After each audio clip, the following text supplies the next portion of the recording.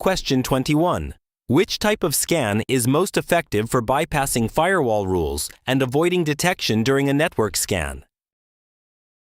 A. Stealth SYN scan. B. Christmas scan. C. FIN scan. D. Connect scan.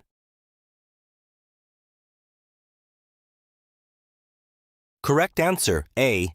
Stealth SYN scan.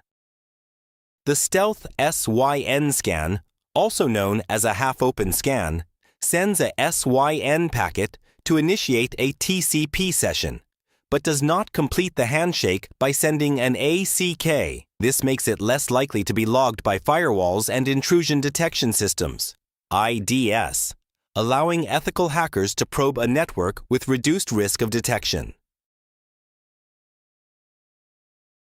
Question 22. When an ethical hacker uses a SYN scan, what are they trying to achieve? A. Corrupt the target system's TCP stack. B. Disconnect existing TCP connections by sending reset packets. C. Establish a full TCP connection with the target. D.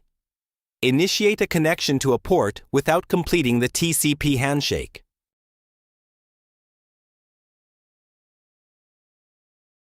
Correct answer D. Initiate a connection to a port without completing the TCP handshake. ASYN scan, also known as a half-open scan, is used to detect open ports on a target system. The scanner sends a SYN packet to initiate a connection but does not complete the TCP handshake by sending the final ACK response. This technique allows the hacker to identify open ports without establishing a full connection, making it a stealthy method with a lower chance of detection. Question 23. What is the primary goal of using BGP hijacking in network enumeration? A. Increase bandwidth availability for legitimate users. B.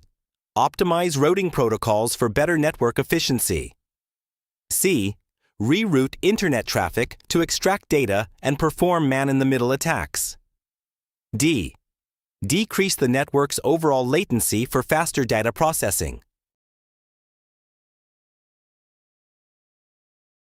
Correct answer is C. Reroute internet traffic to extract data and perform man-in-the-middle attacks. BGP hijacking involves maliciously rerouting internet traffic through a router controlled by an attacker. This allows the attacker to intercept, inspect, and potentially alter data as it passes through the malicious router, enabling information extraction and facilitating man-in-the-middle attacks.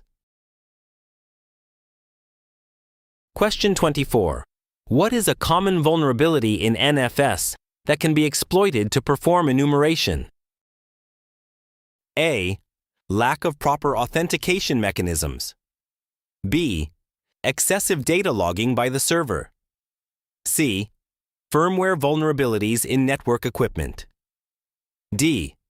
Encryption flaws in data packets.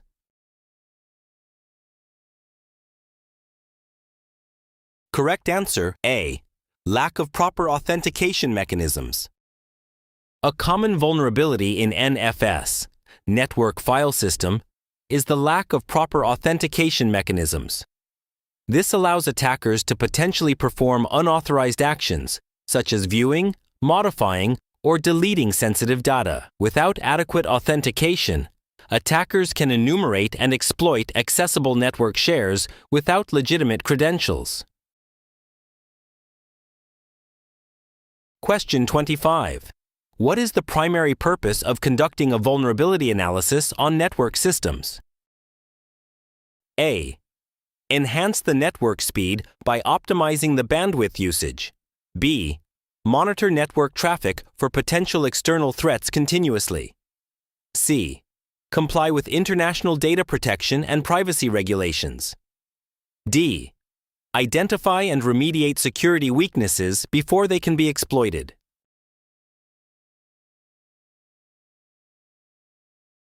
Correct answer D. identify and remediate security weaknesses before they can be exploited. The primary purpose of a vulnerability analysis is to identify and fix security weaknesses in network systems before they can be exploited by attackers. This proactive approach helps safeguard the network's integrity and prevents potential security breaches. Question 26. When an organization needs to prioritize vulnerabilities for patching, which factor should be given the highest priority? A. Number of affected systems within the organization. B. Frequency of the vulnerability occurrence in similar organizations. C. Time since the vulnerability was first reported. D. Severity of the vulnerability based on its potential impact.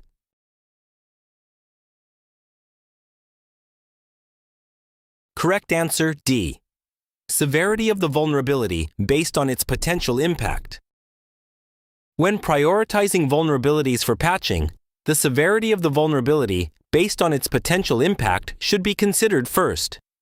This ensures that vulnerabilities with the highest potential to cause damage, such as allowing unauthorized access, data theft, or system compromise, are patched immediately.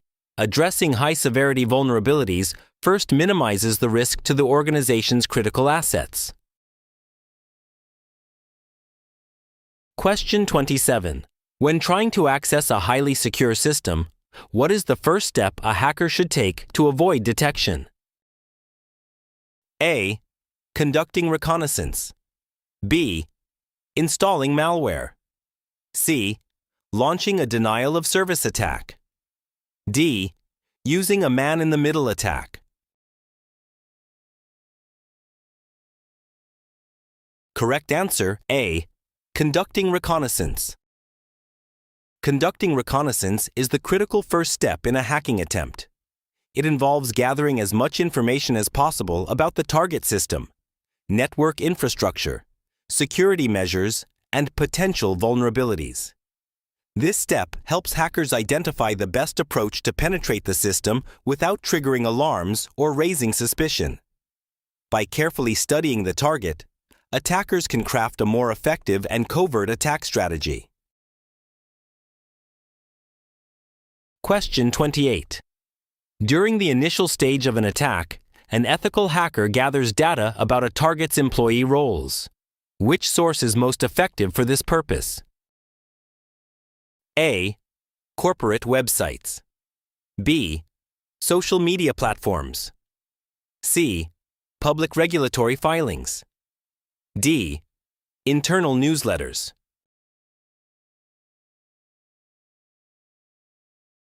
Correct answer B. Social media platforms. Social media platforms are rich sources of personal and professional information. An ethical hacker can use these platforms to gather data about a target's employees, including their roles and responsibilities, which can inform further social engineering or attack strategies. Question 29. Which tool is best suited for automated vulnerability scanning in large networks? A. Nessus. B. Nmap. C. Wireshark. D. OpenVAS.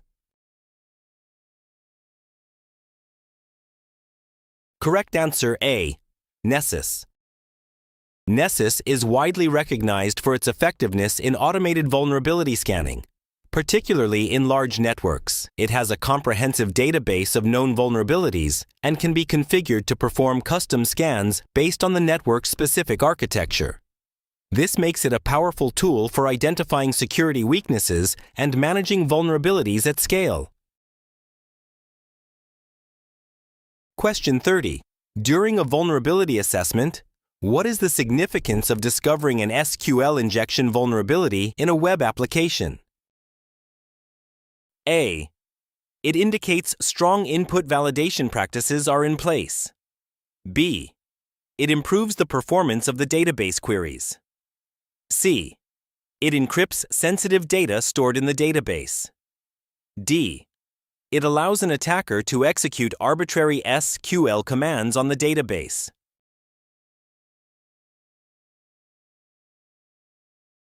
Correct answer D. It allows an attacker to execute arbitrary SQL commands on the database. Discovering an SQL injection vulnerability is significant because it means that an attacker can potentially execute arbitrary SQL commands on the database. This can lead to unauthorized access, data theft, or even destruction of data. It is a serious security risk as it directly compromises the integrity and confidentiality of the database.